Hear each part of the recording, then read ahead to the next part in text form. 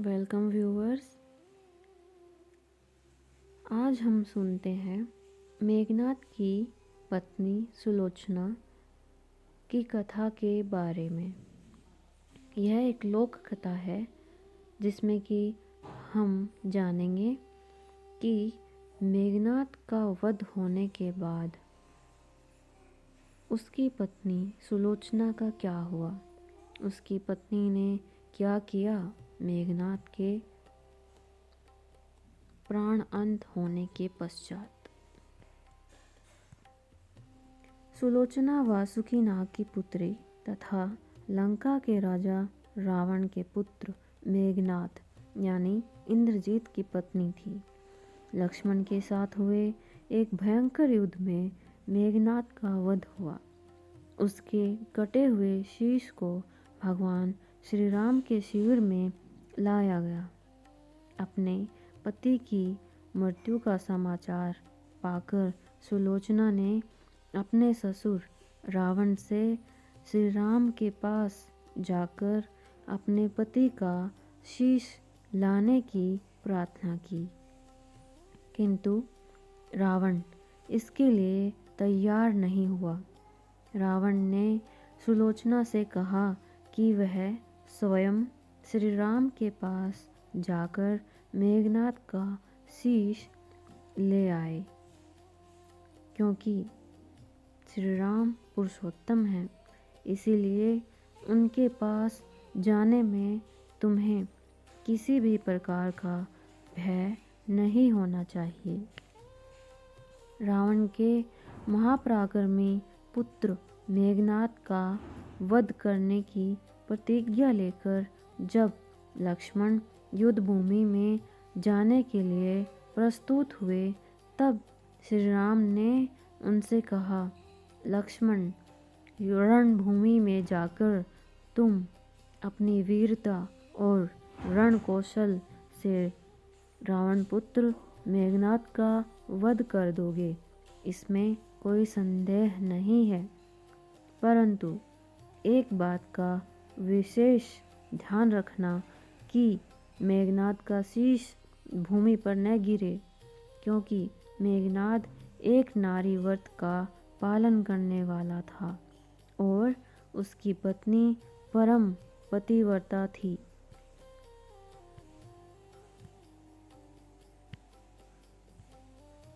ऐसी साध्वी के पति का शीश यदि पृथ्वी पर गिर पड़ा तो हमारी समस्त सेना का ध्वंस हो जाएगा और युद्ध में विजय की कोई आशा नहीं रहेगी। लक्ष्मण अपनी सेना के साथ प्रस्थान कर गए। समर भूमि में उन्होंने ठीक वैसा ही किया जैसा रघुनंदन श्री राम ने आदेश दिया था। युद्ध के दौरान अपने तीक्ष्ण बाणों से उन्होंने मेघनाद का मस्तक काट दिया, किंतु उसे पृथ्वी पर गिरने नहीं दिया। हनुमान वह मस्तक उठाकर श्री राम के पास ले आए।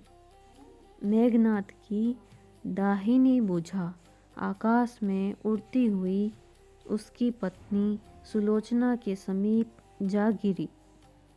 वह यह दृश्य देखकर सुलोचना विस्मित रह गई। अगले ही क्षण वे अत्यंत दुख से व्याकुल होकर विलाप करने लगी, किंतु उन्होंने उस भुजा का स्पर्श नहीं किया। उनके मन में विचार आया, संभव है यह भुजा किसी अन्य पुरुष की हो। ऐसी स्थिति में परपुरुष के स्पर्श का दोष मुझे लगेगा। सत्य का निर्णय करने के लिए सुलोचना ने उस भुजा से कहा, यदि तुम मेरे स्वामी की भुजा हो तो मेरे पतिव्रत की शक्ति से युद्ध का संपूर्ण वृत्तांत लिख दो। दासी ने उस भुजा में लेखनी थमा दी। तभी लेखनी स्वयं चलने लगी और लिखा, प्राणप्रिय यह भुजा मेरी ही है। युद्ध भूमि में मेरा युद्ध श्री राम के भ्राता लक्ष्मण से हुआ। लक्ष्मण ने अनेक वर्षों से पत्नी संग अन्न और निद्रा का त्याग कर रखा है। वे तेजस्वी हैं तथा समस्त दिव्य गुणों से संपन्न हैं। संग्राम में उनके समक्ष मेरी एक न चली। अंततः उन्हीं के बाणों से विद्ध होकर मेरा प्राणांत हो गया। मेरा शीश इस समय श्री राम के पास है।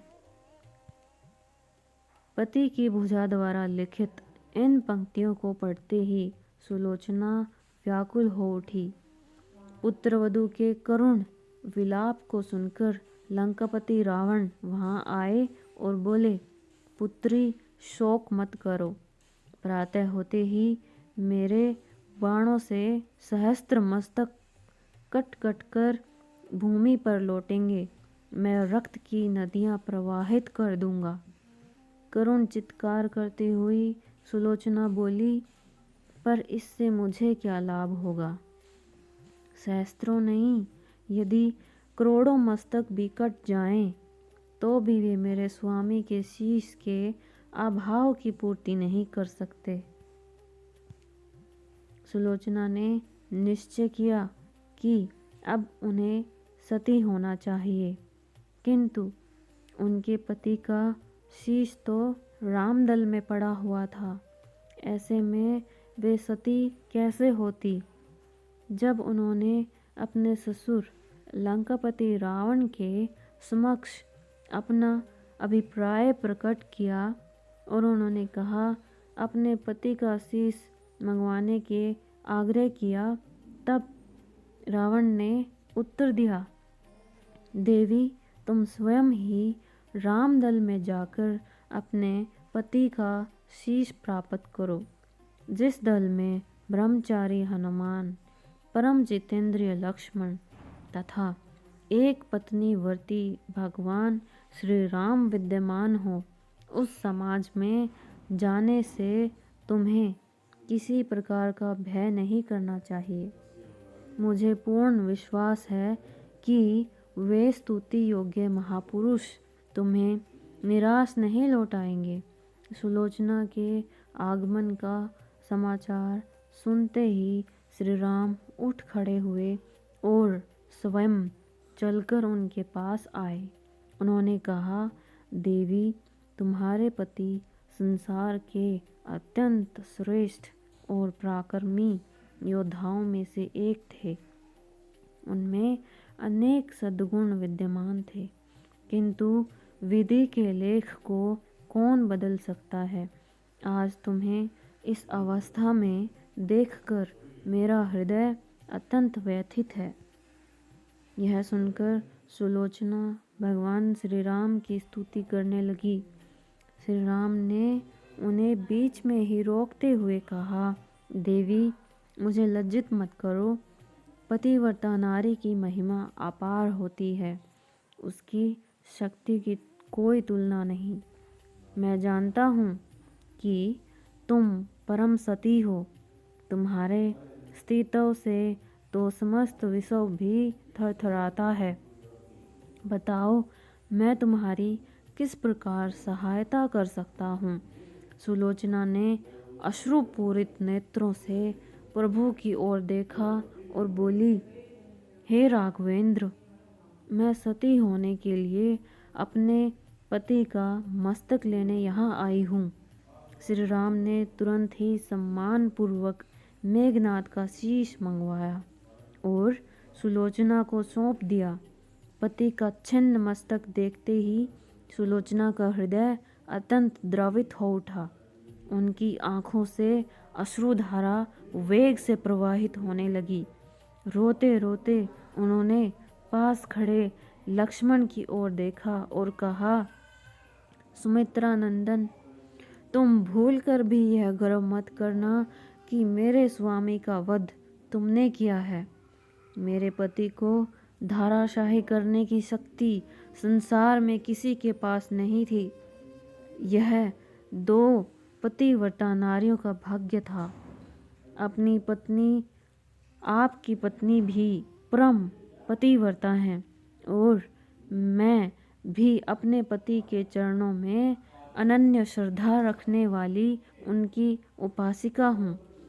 परंतु दुर्भाग्यवश मेरे पति उस पिता का अन्न ग्रहण करते थे जिसने एक पतिव्रता नारी का अपहरण किया था और उसी के लिए वे युद्ध में उतरे। इसी कारण मेरे जीवन धन इस लोक को छोड़कर परलोक सिधार गए। राम शिविर में सुलोचना को देखकर सभी योद्धा विस्मित रह गए। वे यह समझ नहीं पा रहे थे कि सुलोचना को यह कैसे ज्ञात हुआ कि उनके पति का शीश भगवान श्री राम के शिविर में है। सबकी जिज्ञासा शांत करने के लिए अंततः सुग्रीव ने प्रश्न किया कि उन्हें यह बात कैसे ज्ञात हुई। तब सुलोचना ने अत्यंत शांत और स्पष्ट शब्दों में समस्त घटना का वर्णन किया और बताया कि किस प्रकार उनके पति की दाहिनी भुजा ने उनके पतिव्रत के प्रभाव से युद्ध का संपूर्ण वृत्तांत स्वयं लिखकर प्रकट किया। यह सुनकर वहां उपस्थित सभी वीर, देवतुल्य पुरुष और वानरगण सुलोचना के पतिव्रत और स्त्रीत्व की महिमा से अभिभूत हो गए। सुलोचना ने कहा, मेरे पति की भुजा युद्ध भूमि से उड़ती हुई मेरे पास आ गई थी। उसी ने लिखकर मुझे यह बता दिया। यह सुनकर सुग्रीव व्यंग्यपूर्ण स्वर में बोले, यदि निष्प्राण भुजा लिख सकती है तो यह कटा हुआ मस्तक भी हंस सकता है। तब श्री राम ने गंभीर स्वर में कहा, मित्र, व्यर्थ की बातें मत करो। तुम पतिव्रता के महात्म्य को नहीं जानते। श्री राम की मुखाकृति देखकर सुलोचना उनके भावों को समझ गई। उन्होंने कहा, यदि मैं मन, वचन और कर्म से अपने पति को देवता मानती हूँ तो मेरे पति का यह निर्जीव मस्तक हंस उठे। सुलोचना की बात पूरी भी नहीं हुई थी कि वह कटा हुआ मस्तक जोर से हंसने लगा। यह दृश्य देखकर वहां उपस्थित सभी लोग स्तब्ध रह गए। प्रस्थान करते समय सुलोचना ने श्री राम से प्रार्थना की, भगवान, आज मेरे पति की अंत्येष्टि क्रिया है और मैं उनकी सहचरी बनकर उनसे मिलने जा रही हूँ। अतः आज युद्ध विराम रखा जाए। श्री राम ने सुलोचना की प्रार्थना सहर्ष स्वीकार कर ली। सुलोचना अपने पति का शीश लेकर लंका लौट आई। लंका में समुद्र तट पर चंदन की चिता सजाई गई। पति का शीश अपनी गोद में रखकर सुलोचना चिता पर बैठ गई और धधकती अग्नि में कुछ ही क्षणों में सती हो गई। दोस्तों, आपको यह कथा कैसी लगी कृपया कमेंट करके अवश्य बताएं। यदि यह कथा आपको प्रिय लगी हो तो वीडियो को लाइक करें और ऐसी ही अनेक कथाएं, कहानियाँ एवं ज्ञानवर्धक प्रसंग सुनने के लिए चैनल को सब्सक्राइब करें। धन्यवाद।